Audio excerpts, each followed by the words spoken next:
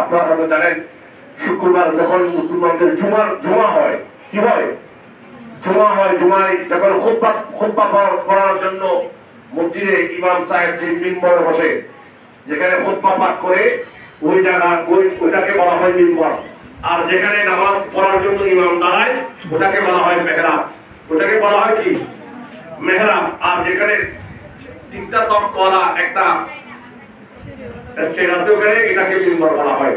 মসজিদে নববী, মদিনা শরীফ, যে মসজিদে নামাজ পড়লে এক রাকাতের 50,000 রাকাত সওয়াব, সুবহানাল্লাহ। ওখানে আল্লাহর রাসূল খুতবা পড়তেছেন। যখন ইমাম সাহেব খুতবা পড়ে উনি কারো দিকে তাকানো নিষেধ, কারোর সাথে কথা বলা নিষেধ। কারণ জোহরের নামাজ 4 রাকাত ফরজ। কয় রাকাত ফরজ? 4 রাকাত ফরজ। কিন্তু জুমার নামাজ 2 রাকাত ফরজ। আর 2 রাকাতের সওয়াব খুতবার ভিতর। গুলো কিতাবের কথা। সেজন্য ইমাম সাহেব কারোর সাথে কথা বলতে পারবে না। ওই খুতবা চলাকালীন অবস্থায় সুন্নত পড়াও নিষেধ।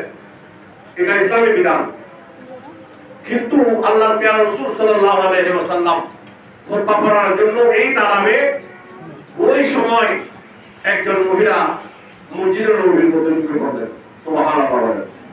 এই সময় মহিলা মসজিদে গিয়ে নামাজ পড়তে পারতো। এখনো মক্কা শরীফে মহিলারা নামাজ পড়তে পারে, কিন্তু মহিলা আলাদা।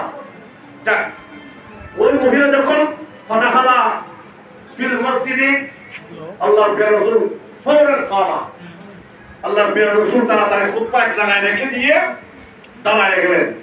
সাহাবায়ে কেরাম সবাই আশ্চর্য হয়ে গেলেন।